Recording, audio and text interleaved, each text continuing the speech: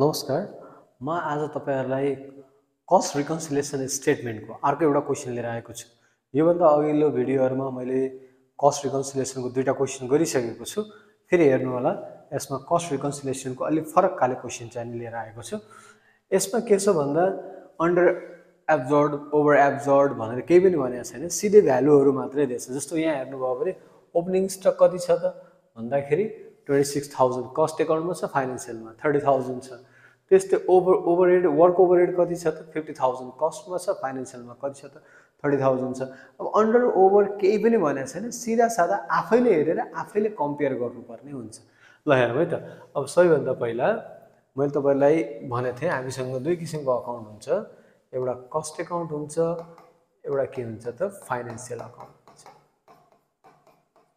ल हेर्नुस्, opening stock. अब ओपनिङ स्टक भनेको के हो त खर्च हो, एक्सपेन्सेस है। ओपनिङ स्टक भनेको के हो त एक्सपेन्सेस हो। अब एक्सपेन्सेस हेर्नुस्, कस्टमा कति छ 26000 छ, फाइनान्शियलमा कति छ त 30000 छ। भनेपछि ओपनिङ स्टक भनेको खर्च धेरै छ। केमा धेरै छ त फाइनान्शियलमा धेरै छ नि। कतिले धेरै छ त 4000 ले खर्च धेरै छ। खर्च धेरै भयो भने के हुन्छ त माइनस हुन्छ। त्यही फाइनान्शियलमा 4000 के भयो त माइनस भयो। मैले पहिला पनि लेखेको थिएँ, एक्सपेन्सेस धेरै भयो भने के हुन्छ त माइनस, एक्सपेन्सेस कम भयो भने के हुन्छ त प्लस, इन्कम धेरै भयो भने के हुन्छ प्लस, इन्कम थोरै भयो भने के हुन्छ त माइनस। यही कन्सेप्ट हो। त्यही भएर यहाँ हेर्नुस्, ओपनिङ स्टक भनेको के हो त एक्सपेन्सेस खर्च हो। खर्च के भएको छ त फाइनान्शियलमा धेरै छ, खर्च धेरै भएपछि के हुन्छ त माइनस हुन्छ। फेरि फाइनान्शियलमा माइनस भयो। र लेख्दाखेरि भ्यालु केलाई लेख्ने कम्पेयर गरेर, त्यो जुन कम्पेरेटिभ भ्यालु छ त्यसलाई लेख्ने। अब यहाँ कतिको डिफरेन्स छ त भन्दा 4000 को 4000 लेख्नु होला। यता माइनस भएपछि यसको उल्टो त के हुन्छ त प्लस हुन्छ। फेरि अर्को हेरौँ वर्क ओभरहेड। वर्क ओभरहेड भनेको पनि एक्सपेन्सेस नै हो, खर्चै हो।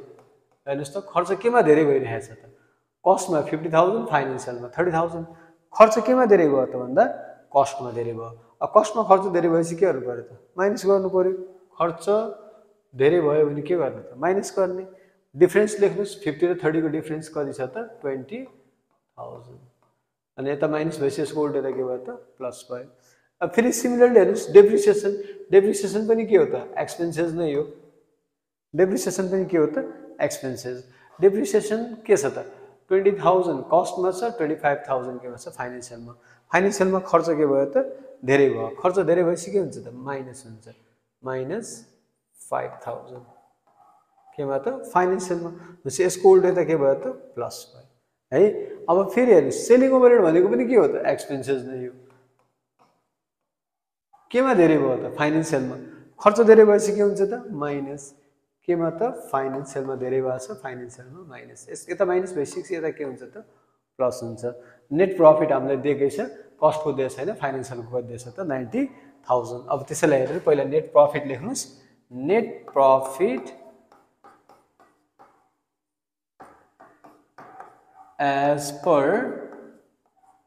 के को नेट प्रफिट दिएको छ त हामीलाई फाइनान्शियल अकाउन्टको दिएको छ। फाइनान्शियल अकाउन्टको नेट प्रफिट कति दिएको छ त 90000। अब यो गरिसकेपछि मैले के भन्थे हजुरहरुलाई भन्दा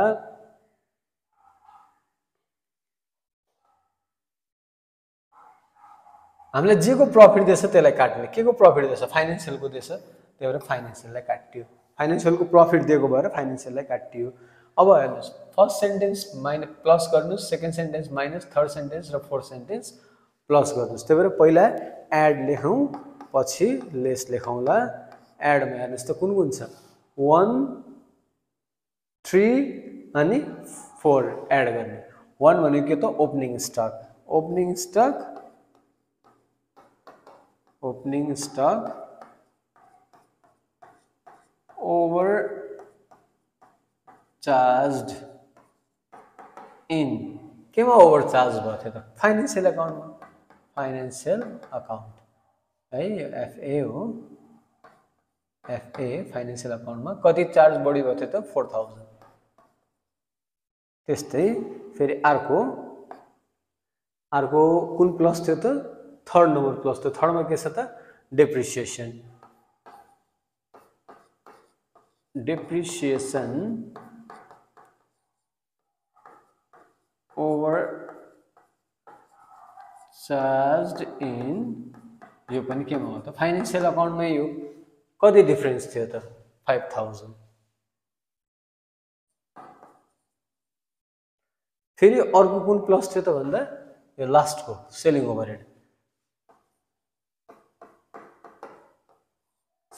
ओभरहेड ओभर चार्ज्ड इन यो पनि के त भन्दा फाइनान्शियल अकाउन्टमा कतिको डिफरेन्स थियो त भन्दा 5000 को डिफरेन्स थियो यो तीनटा प्लस भयो 5 5 10 प्लस 4 गर्दा 14000 भयो है यो एड भयो भने लेस कुन थियो त भन्दा लेस सेकेन्ड थियो यो लेस थियो लेस सेकेन्ड भनेको के हो त वर्क ओभरहेड यसलाई लेस गर्नुस् lace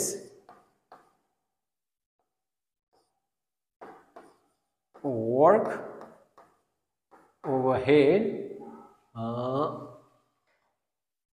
over absorbed in over charged in cost account कतिको डिफरेन्स थियो त भन्दा 20000 को डिफरेन्स थियो यो माइनस हो ल माइनस गरिदिनुस् अरु त केही गर्नु छैन माइनसलाई माइनस गर्नुस् ल अब यति गरिसकेपछि 90000 plus 14000 minus 20000 कति गयो त भन्दा 90 plus 14 1,04,000 1,04,000 minus 20000 कति गयो त 84000 यो के भयो त net profit as per financial बाट गरेपछि नेट प्रॉफिट एज पर के आउँछ त कस्ट आउँछ net profit as per financial बाट गरेपछि नेट प्रॉफिट एज पर